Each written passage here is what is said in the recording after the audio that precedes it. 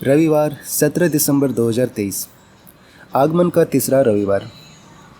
और आज का पहला पाठ है ईसाया का ग्रंथ अध्याय 61 पद संख्या 1 से 2a और 10 से 11।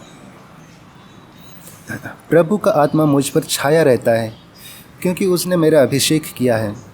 उसने मुझे भेजा है कि मैं दरिद्रों को सुसमाचार सुनाऊं, दुखियों को ढाढ़स बंधाऊं, बंदियों को छुटकारे का और कैदियों का मुक्ति का संदेश सुनाऊं, प्रभु के अनुग्रह का वर्ष घोषित करूं। मैं प्रभु में प्रफुल्लित हो उठता हूं। मेरा मन अपने ईश्वर में आनंद मनाता है। जिस प्रकार वह याजक की तरह मोर बांधकर और वधु आभूषण पहनकर सुशोभित होते हैं, उसी प्रकार प्रभु ने मुझे मुक्ति के वस्त्र पहनाए और मुझे धार्मिकता की चादर ओढ़ा दी है। जिस प्रकार पृथ्वी अपनी फसल उगाती है और बाग बीजों को अंकुरित करता है, उसी प्रकार प्रभु ईश्वर सभी राष्ट्रों में धार्मिकता और भक्ति उत्पन्न करेगा। यह प्रभु की वाणी है। ईश्वर को धन्यवाद। दूसरा पाठ थेसलनिकियों के नाम संत पौलुस का पहला पत्र, अध्याय 5 पद संख्या 16 से 24। आप लोग हर समय प्रसन्न रहें, निरंतर प्रार्थना करते रहें, सब बातों के लिए ईश्वर को धन्यवाद दें, क्योंकि ईसा मसीह के अनुसार आप लोगों के विषय में ईश्वर की इच्छा यही है।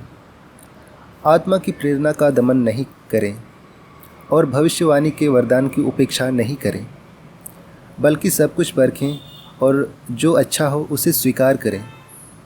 हर प्रकार की बुराई से बचते रहें। शांति का ईश्वर आप लोगों को पूर्ण रूप से पवित्र करें।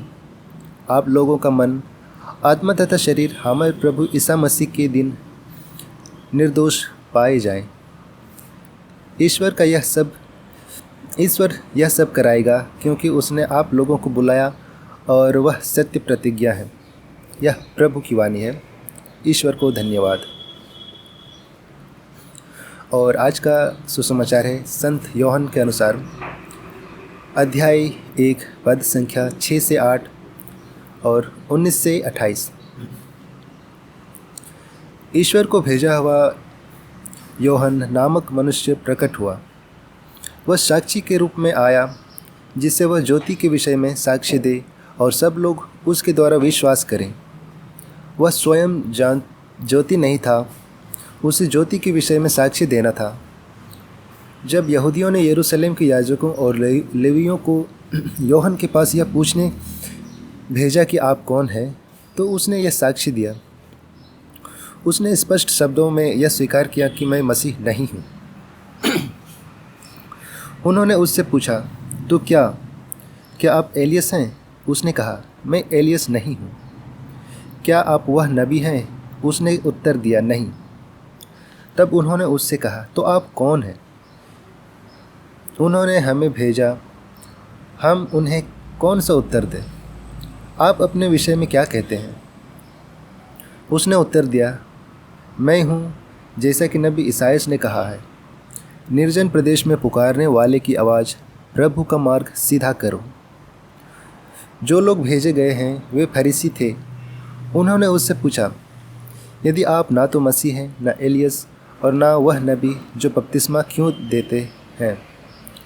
क्यों देते हैं? योहन ने उन्हें उत्तर दिया, मैं तो जल में बपतिस्मा देता हूँ। तुम्हारे बीच एक है जिन्हें तुम नहीं पहचानते, वह मेरे बाद आने वाला है। मैं उनके जूते का फीता खोलने योग्य भी नहीं हूँ। यह सब यरदन के पास बेथानिया में घटित हुआ, जहाँ योहन बपतिस्मा देता था। तो चलिए आज का रिफ्लेक्शन को सुनते हैं, जिसे फादर फ्रांसिस स्करिया ने लिखा है।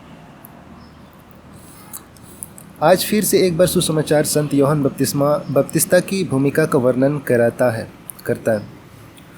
उन्हें प्रकाश के साक्षी के रूप में प्रस्तुत किया गया है। उन्होंने इस बात को साफ इनकार किया कि वह मसीह या एलिया या नबी थे, जिनके लिए इस्राएली लोग इंतज़ार कर रहे थे। तब उन्होंने अपनी पहचान रेगिस्तान में पुकारने वाले आवाज़, प्रभु के लिए मार्ग तैयार करो, उनकी राह सीधी करो के रूप में वर्णित किए।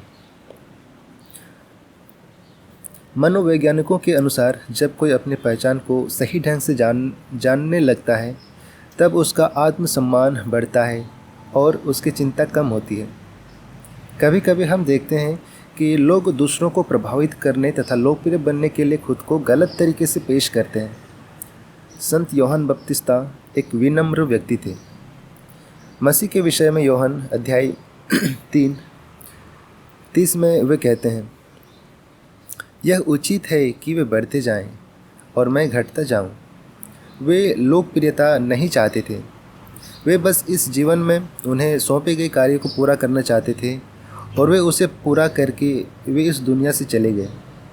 इसलिए जब उनके श्रोताओं को लगा कि वे मसीह या एलिय्याह या नबी नहीं हैं, तब उन्होंने सीधे और सशक्त रूप से इनकार करते हुए कहा, मैं नहीं हूँ। इसके बजाय उन्होंने हमेशा खुद को प्रकाश के साक्षी के रूप में प्रस्तुत किया। संत यूहन्ना बपतिस्ता की एक विशेषता यह है कि उन्होंने अपनी पहचान प्रभु मसीह के संबंध में प्रकट की। एक सच्चा ख्रिस्तीय विश्वासी हमेशा मसीह के संबंध में खुद को पहचानता है। संत यूहन्ना बपतिस्ता खुद को एक आवाज़ कहता है। ऐसा नहीं कि उनकी एक आवाज़ थी, बल्कि यह कि वे ईश्वर की आवाज़ थे।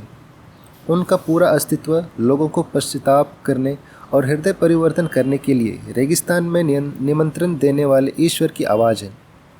प्रत्येक ख्रिस्ती विश्वासी ईश्वर की आवाज़ है, क्योंकि प्रत्येक विश्वासी ख्रिस्त को घोषित करने के लिए बुलाया गया है।